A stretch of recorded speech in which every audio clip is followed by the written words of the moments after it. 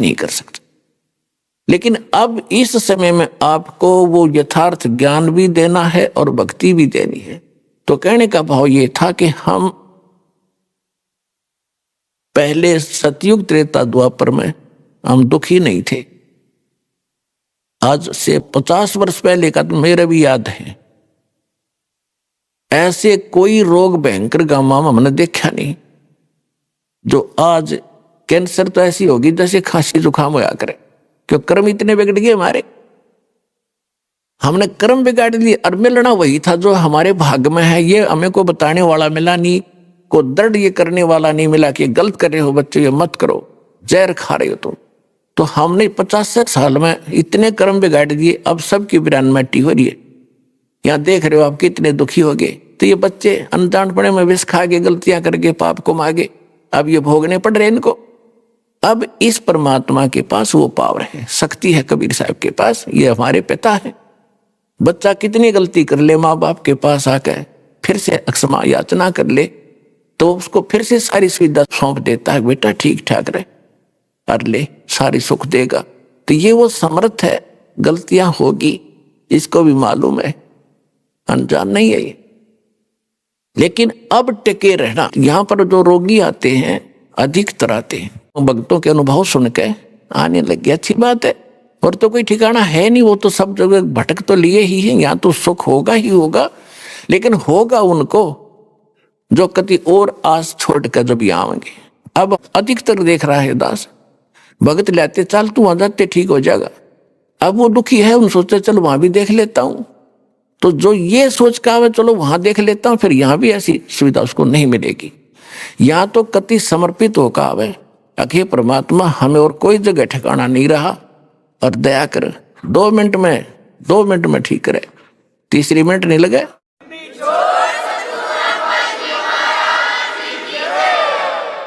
आधे से अधिक लोग ये आते हैं, देख लेते हैं ठीक हो गए तो ठीक है ना, अपनी वो पूजा है तो हम करते ही रहेंगे। फिर ऐसा बालक ना है यो भगवान, ये तो सब के सब सर्वज्ञ है, आपके अंतःकरण की भी जानता है। तो यहाँ पर आपने बहुत से देखे होंगे भक्त जिनको इतना सुख हुआ, वो सब जगह थक लिए, हार लिए, ये सोच लिया था कब इसका कोई विकल्प, कहीं ठिकाना नहीं और कोई इसका अल्टरनेट नहीं। वो 2 मिनट में ठीक करे दाता है। तो दास आपको बार बार ये समझाना चाहता है कि इस जाल को समझो और इस कबीर भगवान दयाल को समझो। ये कौन है, ये क्यों भटक रहे हैं आपके पीछे पीछे। अब जो प्रसंग चल रहा था हम उसी पर आते हैं कि एक यज्ञ है धर्म की, और दूसरी यज्ञ है ध्यान, और तीसरी यज्ञ हवन की, चौथी यज्ञ प्रणाम, और 5वीं यज्ञ यहाँ ज्ञान की है। तो ये 5 यज्ञ आपसे यहाँ कराई जाती है। आप धर्म देख रहे हो, ये कहने की आवश्यकता नहीं, सबकी आत्मा मानती है इस बात को कि यहाँ जो सुविधाएं है शायद विश्व में नहीं होगी।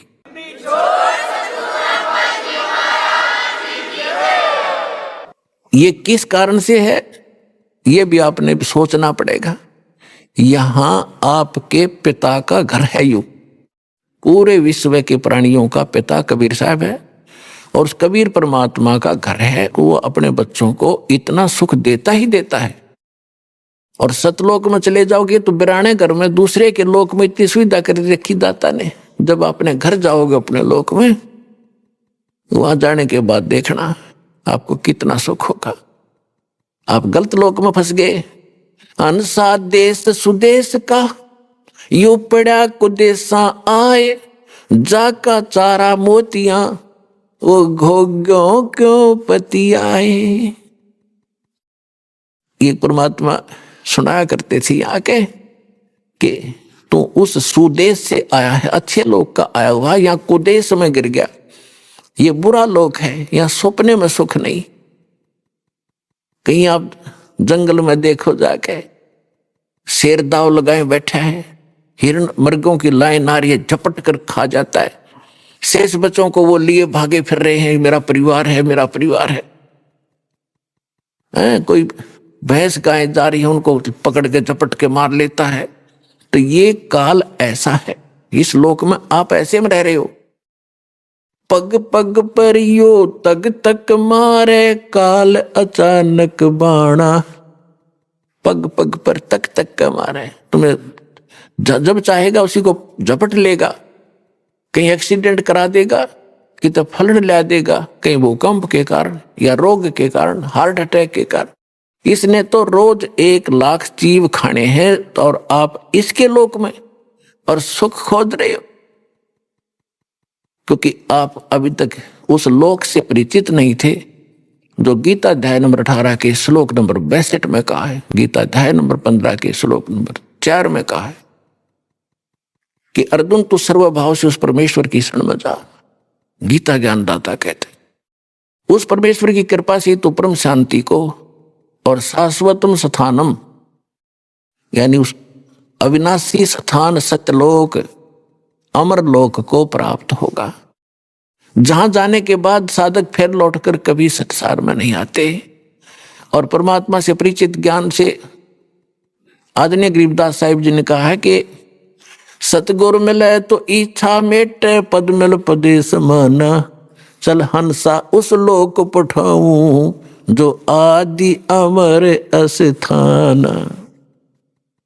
चार मुक्ति जहां चंपी करती माया होरी दासी, दास गरीब अबे पद पर से वो मिले राम अविनाशी।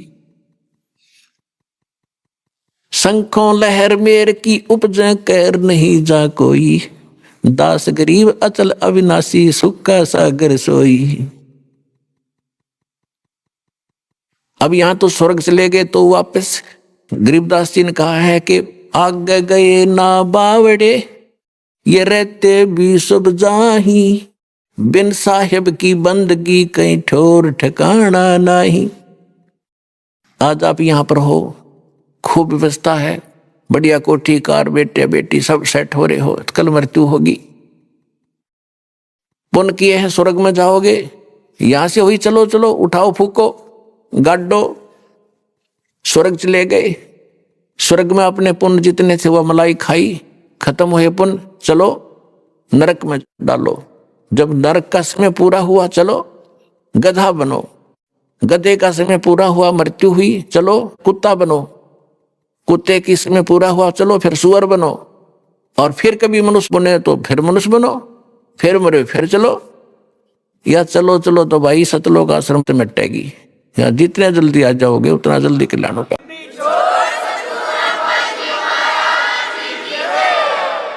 ये वो परमात्मा है, अमर करूं सतलोक पठाऊं, ताते बंदी छोड़ कहाऊं। बंदी छोड़ हमारा नामम, अजर अमर है अस्थिर ठामम। अनंत कोट ब्रह्मांड में वो बंदी छोड़ कहा है, सो तो सतगुरु कबीर हैं जन्नी जने न माए। तो क्या बताते हैं कि आगे गए ना बावड़े, जो पहले चले गए उन्होंने ताक बताया नहीं, मारी गल के बीती। और रहते भी सब जा, और बिन साहिब की बंदगी कहीं ठोर ठिकाना ना। साहिब माने समर्थ परमात्मा।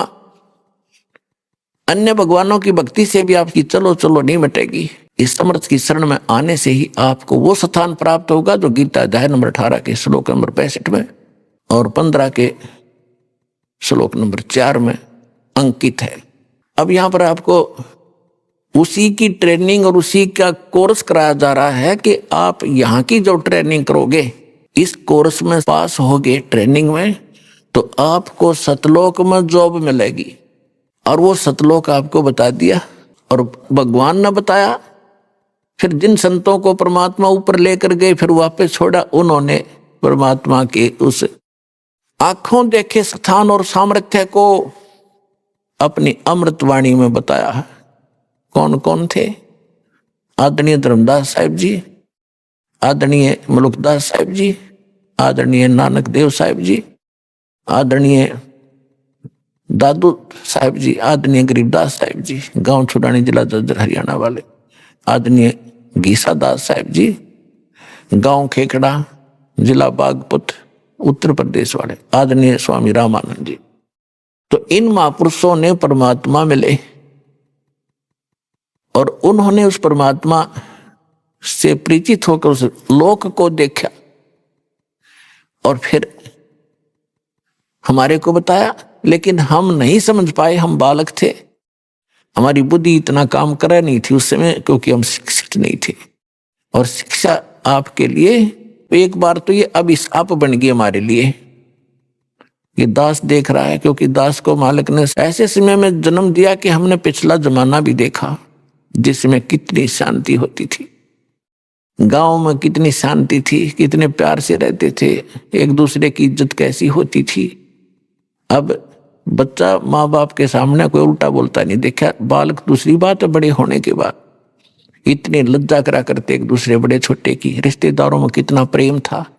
अब ब्याह पाछा हो है, तलाक पहले होले है, वहां पीछे होता बच्चों का मुकदमा पहले दर्ज हो जाता है तलाक का या दहेज का। कि जीवन है कोई? हम बगैर ज्ञान के गलतियां कर रहे हैं। सब एक परमात्मा के बच्चे हैं, हिंदू मुस्लिम सिख ईसाई कोई भी हो, ये जितने जीव हैं सभी परमात्मा के बच्चे हैं। हम किसी को सताते हैं, दुखी करते हैं तो भगवान दुखी होता है। चाहे आप किसी को करते हो, चाहे चींटी हाथी को बेमतलब, वैसे आपको कोई हानि पहुंचाने की चेष्टा करता, जैसे हिंसक जानवर है, उनको डंडा मार दिया उसको और वो किसी कारण से मर जाता तो वो भी कोई आपको पाप नहीं। लेकिन जानबूझ कर उसने जाकर मारे, सांप ने या किसी अन्य भेड़ को, बैठी हो बिच्छू को जानबूझ नहीं मारे, आपको काटने की चेष्टा कर रहा है तो उसको बचाओ में बेशक मार दो उसको, उसका दोष नहीं है वो, क्योंकि काल ने बढ़ा ऐसे दिए हमारे का आपस में लड़ा दिए। लेकिन बेमतलब किसी को सतावा नहीं, इससे आपको कितना दुखी कर ले कोई, जब तक पार बसा उसको तंग नहीं करे। प्रतिशोध की भावना खत्म करो, तब हम आगे बढ़ेंगे, आप सफल होगे। परमात्मा कहते हैं जैसे आपको कोई गलत भी बोलता है, उसे ज्ञान नहीं, वो तो साकेट आदमी है, अपने बाप ने भी ऐसे ही बोलता होगा। कहते साकेट का मुख बंबई है, निकलने वचन भुजंग, और ताकि औखद मौन है, विष नहीं व्यापे अंग। अब साकेट का मुंह वो तो बंबई है, बंबई में तो सांप पे निकले, सर्प बंबई है बिल से, और फिर वो तो सर्प निकलेंगे तो काटेंगे आपको, उसके वचन तो काटने वाले ही होंगे, आपको दुखी ही करेंगे। उसकी औषधि बताई है, मेडिसिन बताई है कि चुप रहे, बोल नहीं, उसने जवाब नहीं दे, ताकि औखद मौन है, फिर उसका जहर आपके असर नहीं करेगा। कबीर साहब कहते हैं कि साकट और सवान को उल्ट जवाब नहीं दे। आप कुत्ता भौंक रहा है, आप उसने धमकाओगे मर दूना भौंकेगा, कहते ना बोल रहे नहीं, भौंक भाग आप टिक जाएगा। तो ऐसे साकट को वो आपने कुछ कह रहा है, आपको उत्तर देने लगोगे तो दूना बकवाद करेगा, आप चुप हो जाओगे, 10-5 मिनट भौंक कर कुत्ते की तरह आप सेट हो जाएगा। तो फार्मूले बताए हैं परमात्मा ने, आप इसको अप्लाई करना। कबीर जो तो को काटा बोए ताको बो तू फूल, तो है फूल के फूल है वा को है त्रिशूल। अब तो आपको कोई हानि करता है तो आप उसका प्रतिशोध लेने के लिए हानि ही मत करना, उससे बचे रहना, लेकिन उसको हानि मत देना। और फिर भी भगवान के बच्चे समझकर जहां भी आपके सत्र का कोई काम उसके प्रति आवे तो उसको लाभ ही देना। तो फिर देखना भगवान कैसे करेगा कि आपको तो भले का फल भला होगा और उसके बुरे का फल उसको 3 गुना ज्यादा मिलेगा। इतना हमारे अंदर धैर्य नहीं रहा, क्योंकि हमें ज्ञान नहीं। हम तो सोचा बस ही नाश हो इसका जो इतने बुरे कर रहा है, ऐसे व्यक्ति का भी नाश ना होगा जो बुरे करे तो और किसका होगा। लेकिन परमात्मा का विधान है कि जब तक उसके पूर्व जन्म के पुण्य चल रहे हैं, वो कितने खोटे खोदो, कितने जुल्म करो, वो उसकी माल गाड़ी भरने लग रही है पापों की, और पुण्य नाश होने लग रहे हैं। जब वो पुण्यों वाली बोरी खत्म होगी, थैला उसका वो इन्वर्टर चार्ज पहले का था वो खत्म होगा, फिर एकदम सुविधा बंद होंगी, उसकी वो दुर्गति शुरू होगी। दुनिया देखा करे। यदि ऐसा नहीं है तो भगवान ही नहीं है। भगवान है तभी तो हम उसके पीछे लगे, और भगवान है तो उसके प्रत्येक वचन का पालन करके इस भक्ति रूपी सफर पर आप बढ़ोगे तो निर्बाध आगे चलते रहोगे, नहीं तो आप लट्ठम लट्ठा होकर वहीं फिर खड़े रहेंगे। आप तो परमात्मा कहते आवत गाड़ी एक है, उल्टों होवे अनेक, कहे कबीर ना उल्टियो वा रहे एक की एक। गाली ही से उपजे कलह कष्ट और मीच, हार चले सो साधु है, लाग मरे सो नीच। कहते हैं एक बार आपको कोई गाली देता है, आप शांत रहना, देन दे, मायूस सा होकर खड़ा हो जा, उसके साथ बहस नहीं करे, भगवान पर ध्यान लावे, सुमन करने लग जा। आवत गाली एक है और आपने उसको दूसरी उल्टी गाली दे दी तो 10 और देगा, क्योंकि वो तो संगर का आ रहा है, काल ने भेज रखा है, तैयारी करके भेज रखा है, तो उसका नाश कराने के लिए। भगत से टकरावे कोई आदमी, उसका तो नाश निकट है, प्रहलाद से टकराया था उसका बाप, और भी बहुत से कारण ऐसे हैं, तो उनका तो नाश होया करे जो भक्ता गेल टकरावर। तो आपने तो पता ही है इसके उल्टे लाग लिए जो बेमतलब खस्सा हमारे से आकर के, कोई बात नहीं, कोई चीत नहीं, वैसे गाली दे आपको आकर। तो कहते हैं आवत गाली एक है और उल्टोगे तो हो जाएंगे अनेक, और कह कबीर ना उल्टियो, गाली मत दियो उससे, वह रह जाए एक की एक, वही टिक जाएगा फिर वो। फिर कहते गाली ही से उपजे कलह कष्ट और मीच, मीच माने मृत्यु तक हो जाते हैं। इस गाली से ही थपड़म थपड़ा मुक्का मुक्का गालम गाला, पहले उसने गाली दी, फिर उसने दी, फिर उसने दी, फिर वो जा रहा है सिंगर के लठ मारेगा, फिर आप मारोगे, आप भी मर सकते हो, वो भी मर सकता है। तो गाली ही से उपजे और कलह कष्ट और मीच मौत तक हो जाती है। और कहते हार चले सो साधु है, हार के चल पड़े वो तो संत है, और लाग मरे सो नीच, उससे गेल गुट्टुम गुट्टा हो मरे या मार दे, वो तो नीच है। तो पुण्यात्मा हमने कुछ सीखना पड़ेगा मालिक के इन वचनों से, और हम सफल होंगे, तभी सफल होंगे। आप देख रहे हो इस दास के साथ 1994 से लेकर आज तक, जब से ये मार्ग शुरू किया है, 2-3 वर्ष तो कम लोगों को पता लगा, फिर तो मस्तारना शुरू कर दिया। नकली संतों ने अपने शिष्यों को बुका बकू के ऐसा जुल्म करा, लेकिन हम शांत रहे, मालिक के वचनों पर डटे रहे और अपना उद्देश्य नहीं छोड़ा। आज हम सफल हुए, वो सारे फेल हो गए, और एक दिन ऐसा ही आपके साथ होगा।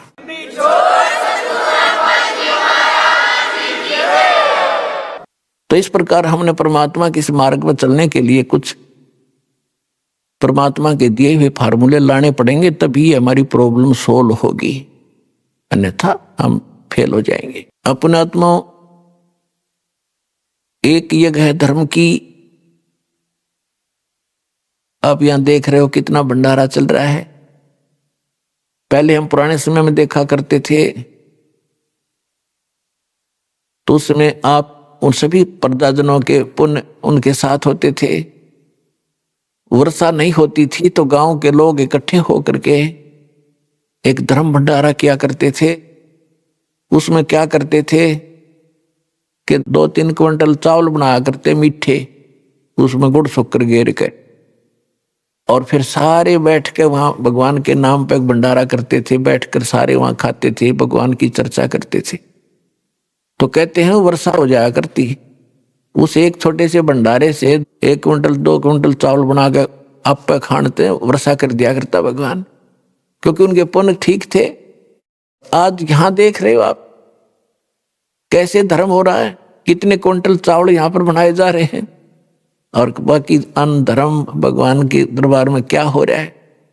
तो कहने का भाव ये है कि अब ये जो पुण्य हो रहा है, ये के घाट घालेगा, ये के कसर छोड़ेगा आपके लिए।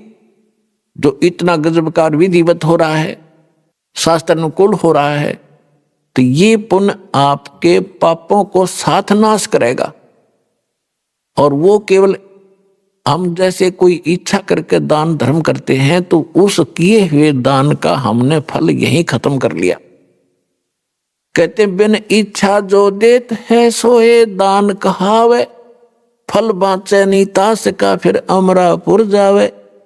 जैसे आप पुण्यात्माओं, आप यहाँ आते हो, जो दुखी होते हैं वो भक्त सच्चे दिल से जो हमसे जुड़ते हैं, तो उनको परमात्मा आशीर्वाद से लाभ देता है, स्टार्ट करता है उनका, कि ताकि इनकी दृढ़ आस्था बने मेरे में, और काल तक बच के ये मेरे शरण में रहें, ताकि इनको सुख दूं। तो यहाँ आने वाले का अपना कोई पुण्य नहीं होता। पुण्य होता तो दुखी ना होता। जब उसकी बैटरी चार्ज होती तो एक आधा पंखा चल रहा होता या बल्ब जल रहा होता, सारे फेल हो लिए, तब तो यहाँ आए हो। सब जगह घूम फिर लिए, वहां भी कोई राहत नहीं मिली, तब यहाँ आए हो। तो यहां परमात्मा अपने कृपा से आपको अपने कोटे से लाभ देता है उनको जो सच्चे दिल से आए हैं। और जो न्यू आए हैं, देख लूंगा यू मुझे ले आया फलाना, उनको यहाँ कोई लाभ नहीं होगा।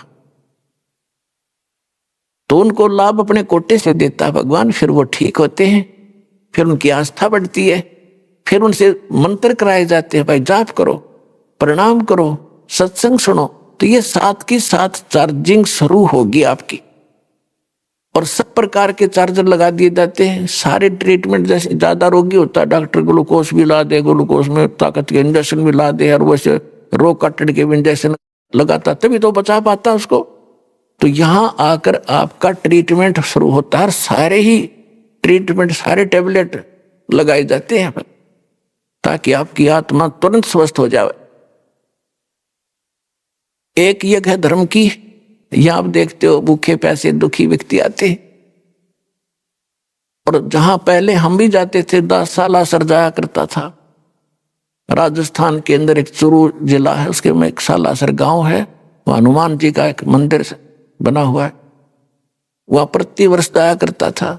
तो वहां टूक बेला नहीं, टाइम पे को पूछड़िया नहीं, कित बैठ जा, कितना पढ़ो, कितना मरो, होटला में रोटी मिलो ना मिलो, धक्के खा जाओ।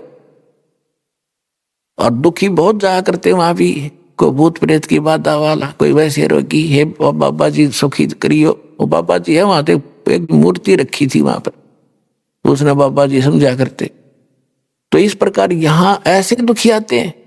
तो ये इतनी सुविधा मिलने से आदि आत्मा तो वैसे ही शांत हो जाती है, और फिर सुख तो होना ही होना भगवान के दरबार में, आगे हो या कोई बात है।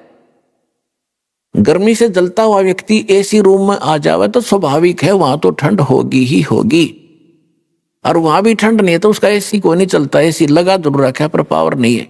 जैसे नकली संत पंथ आश्रम बनाए बैठे हैं, वो एसी चला रहे हैं पर उनके पास बिजली का कनेक्शन नहीं है जिस तो एसी ठंडा करता हो। आश्रम तो बना रखे हैं, संत भी बन रहे हैं, सत्संग भी करते हैं, लेकिन उनके पास उस मालिक का कनेक्शन नहीं जो ऊपर से आता है, और वो लाभ देगा। एसी चलेगा तभी तो लाभ होगा, लगाने से थोड़ा लाभ देगा वो। तो यहां परमात्मा का सतलोक से आया हुआ वो शांत और सुख देने वाला एसी चालू है दिन रात, कभी आओ कभी सुख मिलेगा।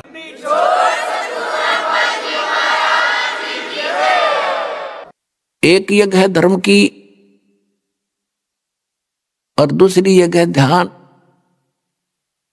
जब आपको यहां बुलाया जाता है, देखो पुण्यात्मा, बच्चा स्कूल जाता है और अध्यापक यदि वो 1 दिन 2 दिन लगातार नहीं आता है तो अध्यापक उनके माता पिता को संदेश भेजता है, या तो अपने बच्चे को भेज देना, ये फेल हो जाएगा, मेरी जिम्मेवारी नहीं है।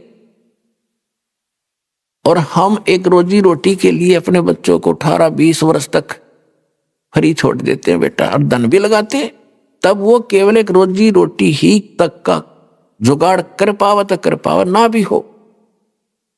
या सभी जो शिक्षा ग्रहण कर रहे हैं सारे नौकर नहीं लग सकते, और सभी एक जैसा उद्देश्य लेकर पढ़ रहे हैं, और उनको मिलना उनकी किस्मत ही मिलनी है। और परमात्मा के लिए हम जितना भी समय और धन व्यय करेंगे आपका व्यर्थ नहीं जाएगा।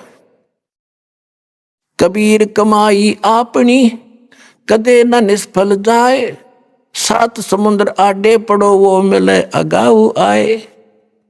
धर्म तो धसके नहीं है, धसके तीनों लोक, खैरायत में खैर है कीजे आत्मभोग।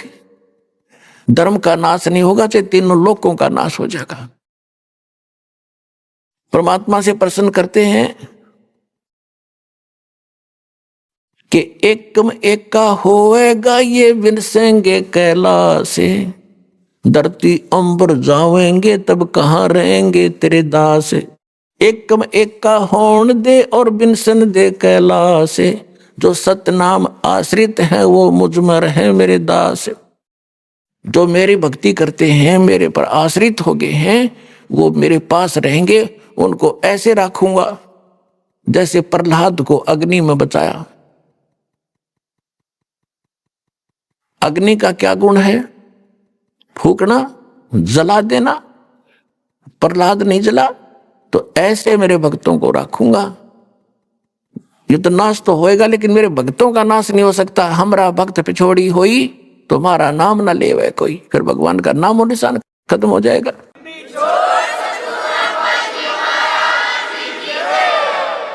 धर्म तो दस के नहीं, दस के माने नाश नहीं होगा धर्म का। और दस को तीनों लोग खैरायत में खैर है। खैरायत यानी धर्म करण में खैर है। और कीजे आत्म पोख, यह सबसे बड़ा पुण्य है। भक्त आते हैं भगवान के लिए, यहाँ केवल खाने के लिए नहीं आते। ये तो खाना अपना साथ भी बांध के ले जाया करते, हमने खूब देखा, जाते थे हम और वहीं और कहीं भी खा लेते, लेकिन भगवान मिल जाता। यहाँ खाने के लिए नहीं आते, ये भगवान के लिए आए। और जो परमात्मा के लिए आते उनकी व्यवस्था कर दी जाए अपने पल्ले से धन ला के, तो कितना पुण्य होगा उन आत्माओं को। आप देख रहे हो यहाँ पर कैसे उसका सदुपयोग हो रहा है।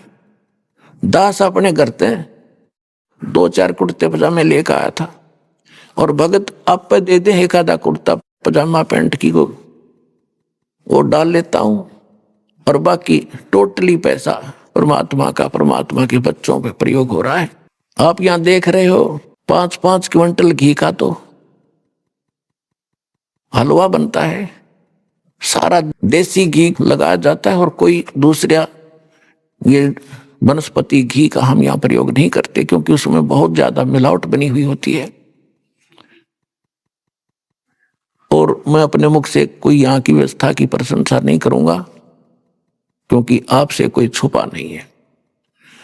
और दूसरी बात यह है कि हम यहाँ हवन करते हैं अपने आत्माओं। जैसे आप पहले तो अपने कोटे से भगवान आपको सुख देगा, कुछ दिन आपको कहेंगे बेटा भक्ति कर, भजन कर, डट के विश्वास रख।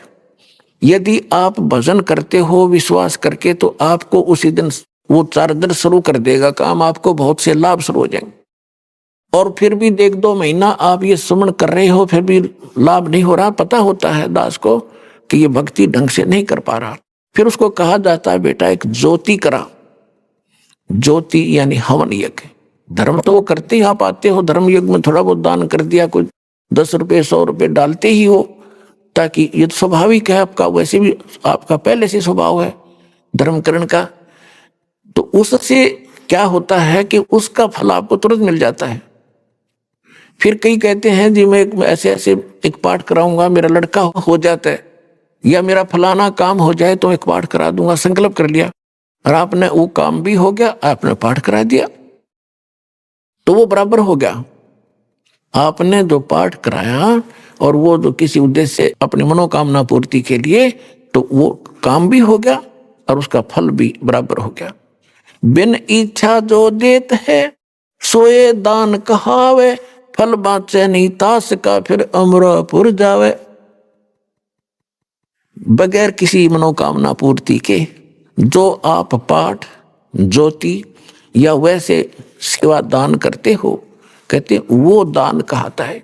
उसमें दोनों फल मिलते हैं, आपकी मनोकामना पूर्ण भी होगी और आपके उसमें भक्ति के अंकों में भी इसकी कुछ ग्रेस मार्क साथ लगता है। जैसे बच्चे का अगर प्रैक्टिकल के 10 नंबर और मिला करें, तो ये प्रैक्टिकल वाले नंबर आपके इसमें और मिलेंगे साथ में, और वो काम तो होगा ही होगा।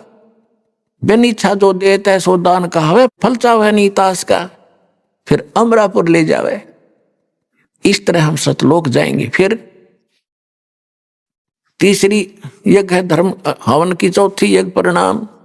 आप यहाँ प्रणाम करते हो, प्रणाम का अर्थ यूं नहीं है कि देखा देखी कर लिया फिर उठ लिए और फिर मन में वो बकवाद नहीं। इस मन को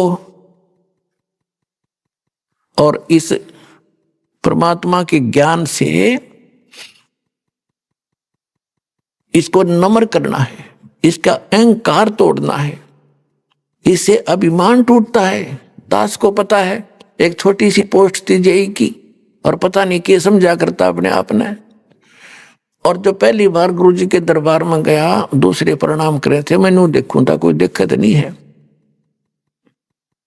को जान पहचान वाला, और फिर प्रणाम करी। इतना अभिमान था, अब बेइज्जती होगी। और आज फिर जब ज्ञान हुआ, क्योंकि जब तो हम खाली हो लिए थे, भक्ति थी नहीं, और भक्तिहीन प्राणी इतनी अकड़ किया करता, भक्ति युक्त प्राणी कभी अकड़ नहीं करता, उसमें स्वाभाविक ऐसा गुण होता है। और फिर ऐसा भाव बना, प्रणाम ना करे इतना दिल नहीं डटे, चाहे रेत में लौटना पड़े, चाहे गारा में गुरु जी दिखे, और समर्पित और न जल करा, क्योंकि हमारी भक्ति बढ़ गई। जैसे आप देखते हो सरसों बोते हैं,